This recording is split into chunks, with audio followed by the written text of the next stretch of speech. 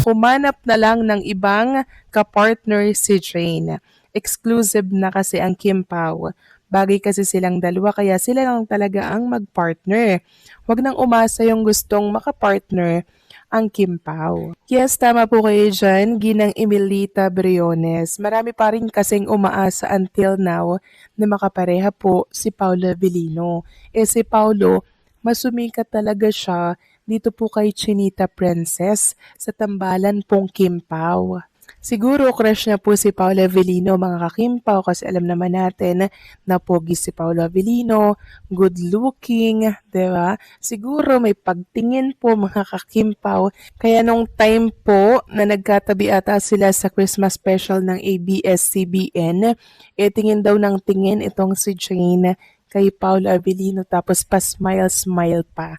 Si Paolo Avellino naman daw, busy-busy kay Chinita Princess at hindi po napapansin yung mga taong nakapaligid sa kanya na baka may tumitingin sa kanya kasi si Paolo po ay nakapokus lamang kay Chinita Princess. Si Paolo kasi mga kakimpaw, seryoso po siyang magmahal. Pag alam niya po mga kakimpaw na meron na siyang iniibig, iniirog, hindi na po siya tumitingin sa iba. Kung baga yung oras niya, hindi na po niya nilalaan sa iba. Doon lang talaga kay Chinita Princess or sa taong mahal niya po mga kakimpaw. Kaya nakakatuwa lang dahil pinagtagpo nila si Kim and Paolo Avellino na very compatible po sa isa't isa. Dahil nakasisigurado tayo na iingatan po ni Paolo Avellino ang puso ni Chinita Princess. So maraming salamat po sa komento, Ginang Emilita Briones. God bless po sa inyo and mag-iingat kayo palagi. At ang next comment naman mula po kay Lotan Home Hunter. Sabi niya, Mistress, ang tuwa ko lang na magkasama na nga ang Kim Pao sa isang bahay. Tama-tama ang edad nila para maging masaya na lagi silang magkasama at kailangan din ni Kimi si Paolo.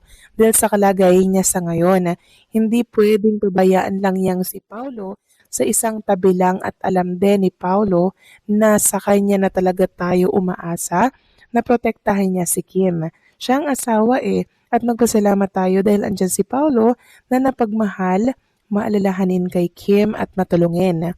Matyaga at maasikaso kay Kimi. Sana Paolo last and forever na yan si Kim sa buhay mo. For blessings Kim Pao, God bless you and take care always. Tama po kayo dyan, Lotan Home Hunter. Kay Paolo po tayo umaasa ng kalakasan ni Chinita Princess. Kasi syempre, si Paolo po ang isa sa mga source of happiness, source of hope ni Chinita Princess. Dahil si Paolo po ang laging nandyan sa tabi ni Kim Chu sa oras na kailangan po siya ni Kim. Kaya sana lang hindi niya pabayaan, alagaan niya si Kim sa panahong kailangan po siya ni Chinita Princess, 'di ba? So maraming salamat po sa komento, Lotan Home Hunter. God bless and mabuhay kayo. So ito na nga, pag-usapan na natin mga kakimpaw ang mga balita po na nakalap natin sa gabing ito at unahin na nga nating pag-usapan ang tungkol dito kay Chinita Princess na 'di ba nakasama natin siya kanina sa It's Showtime. Tapos after Showtime, dumadaan po talaga siya sa kanyang shop na House of Little Bunny para mag-inventory mga kakimpo at katunayan niyan, mayroon pong isang fan na bumili nga po ng bag ni Chinita Princess. Ang swerte po niya kasi natsyempohan niya po si Chinita Princess. Kaya naman, nakapagpa-picture po sila dito kay Chinita Princess. Andyan din po mga kakimpaw, si Darren. Napaka-hands-on talaga ni Chinita Princess sa kanyang mga business. 'Di ba? Kaya mas lalo po siyang pinagpapala mga kakimpaw kasi marunong po siyang magpahalaga ng mga business na hawak niya. Kaya continue praying Kim and Paolo Avellino mga kakimpaw dahil kailangan po nila tayo ngayon. Samantalang mayroon tayong nabasa mga kakimpaw mula ito sa isang commentor natin na si Gilda Floresca. Sabi niya, Miss Kendara, there's TV lagi. Ganda rin yung sinasabi nila lagi, nalilito tuloy ako. Sabi niya, may nabasa ako na si Paulo daw ay nagpaalam na sa papa ni Kim na sasamahan niya si Kim dahil sa may malaking problema na dinadanas si Kim. Sa ngayon, para may kadamay si Kim. Naku, maraming salamat po sa komento. Ginang Gilda Floresca. Sobrang good news naman ito na nagpaalam na po si Paula Avellino sa papa ni Chinita Princess na samahan ito. And nakakatuwa lang na pumayag na po yung papa ni Chinita Princess. Ibig sabihin, kung may katotohanan ito, malaki po ang tiwala ng papa ni Chinita Princess kay Paolo Avellino kasi hindi papayag yan kung walang tiwala yan. And tama lang talaga na samahan siya ni Paolo Avellino kasi alam naman natin pag stress, depressed sa problema nga mga kakimpaw, hindi natin alam ang kayang pwedeng gawin nito. 'Di ba? Ang dami nababasa natin at napapanood sa mundo ng social media.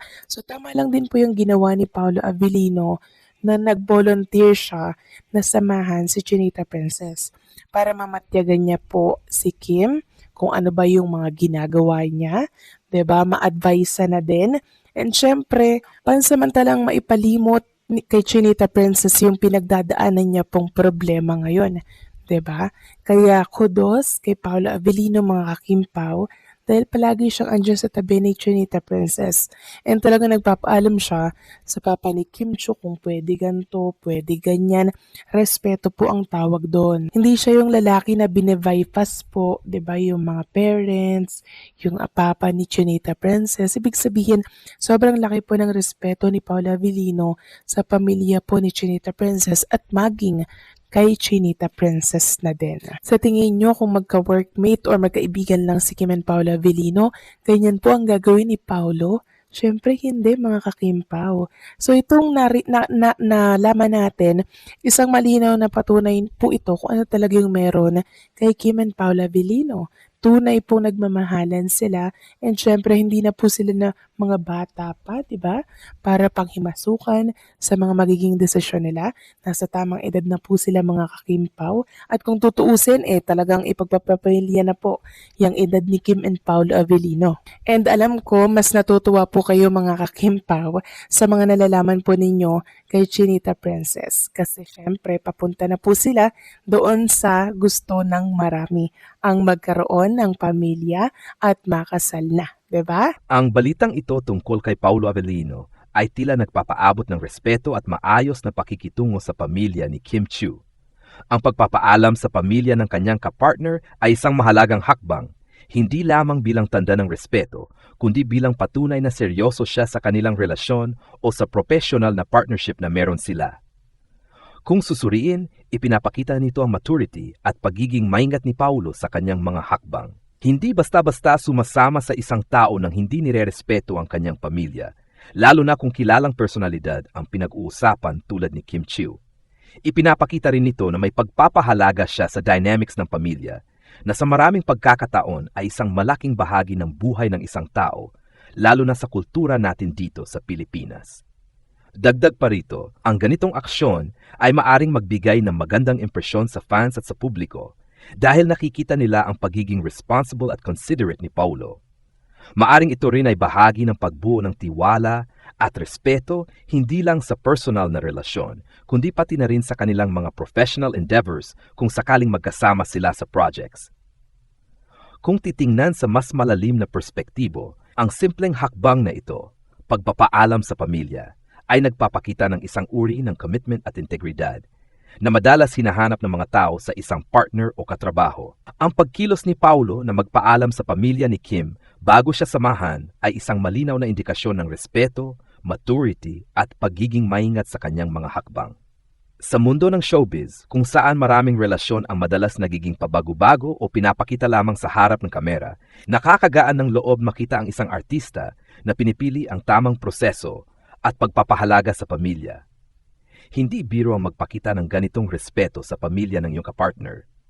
Ipinapakita nito na hindi lamang siya basta sumusunod sa damdamin o hilig, kundi iniisip niya rin ang epekto ng kanyang mga desisyon sa mga mahal sa buhay ng taong kasama niya. Para sa maraming tagahanga, Ang ganitong kilos ay nagpapakita na si Paulo ay seryoso hindi lamang sa relasyon, kundi pati na rin sa integridad niya bilang tao. Bukod pa rito, ang ganitong aksyon ay nagbibigay din ng magandang impresyon sa publiko at sa mga fans. Nakikita nila na ang kanilang idolo may respeto, may paggalang sa pamilya, at hindi basta-basta gumagawa ng desisyon nang hindi iniisip ang ibang tao. Sa konteksto ng Filipino culture, kung saan mataas ang pagpahalaga sa pamilya, napakahalaga ng ganitong hakbang. Sa kabuuan, ang simpleng pagpaalam sa pamilya ni Kim ay hindi lamang isang courtesy. Ito ay simbolo ng commitment, maturity, at respeto. Para sa mga sumusubaybay sa kanila, lalo na ang mga Kim Pao fans, siguradong nagbigay ito ng positibong impresyon at mas nagiging excited silang suportahan ang dalawa, hindi lang sa professional projects, kundi pati na rin sa kanilang personal na buhay. Sa balitang ito, masasabi kong nagpapakita si Paulo Avellino na mataas na antas ng respeto at maturity. Ang simpleng pagkilos ng pagpapaalam sa pamilya ni Kim Chiu ay hindi biro. Ito ay tanda na iniisip niya ang damdamin at opinyon ng mga mahal sa buhay ng kanyang kapartner at pinapakita rin ito na seryoso siya sa anumang relasyon o partnership na mayroon sila. Bukod sa pagiging magalang, nagpapakita rin ito ng professionalism at integridad. Sa mundo ng showbiz, kung saan madalas may intriga at kontrobersya sa pagitan ng mga artista, nakakagaan ng loob na makita ang ganitong klaseng kilos, isang hakbang na puno ng respeto, pag-iingat, at pagpapahalaga sa tamang proseso. Para sa mga fans, lalo na sa Kim Pao supporters, ang balitang ito ay nakaka-inspire at nakakapagbigay ng positibong impresyon sa personalidad ni Paulo. Hindi lang siya ipinapakita bilang magaling na artista, kundi bilang isang taong may respeto sa pamilya at may tamang values. Bukod sa nakikita na respeto at maturity ni Paulo Avellino sa pamamagitan ng pagpapaalam sa pamilya ni Kim Chiu, pwede rin idagdag na ang ganitong aksyon ay maaring magpatibay ng tiwala sa pagitan nila. Sa maraming relasyon, personal man o professional, mahalaga ang komunikasyon at pagpapakita ng respeto sa pamilya bilang pundasyon ng maayos na samahan. Isa pang punto ay ang positibong epekto nito sa fans at publiko.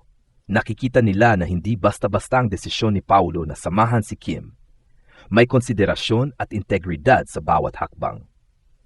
Para sa mga Kim Pao supporters, mas nagiging maayos ang imahe ng dalawa hindi lang bilang magkatrabaho sa proyekto, kundi pati na rin bilang tao na may tamang values at paggalang sa pamilya.